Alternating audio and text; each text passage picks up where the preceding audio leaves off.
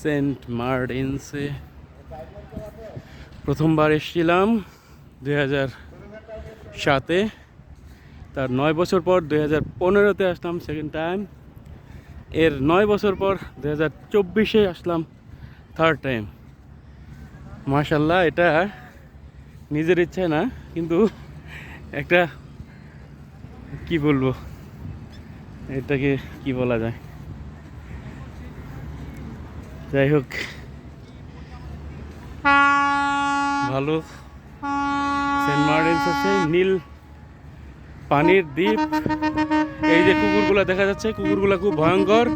Saint মার্টিনসের কুকুর থেকে সাবধান, এগুলো একবার ধরলে একেবারে শেষ করে দেয়, ছিঁড়ে ফেলে।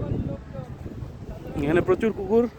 এখানে দেখা যাচ্ছে অনেকগুলো কুত্তা, কুত্তা বলে ফেলছি, সরি, কুকুরকে কুত্তা বলতে হয় না, তার মনে কষ্ট পায়।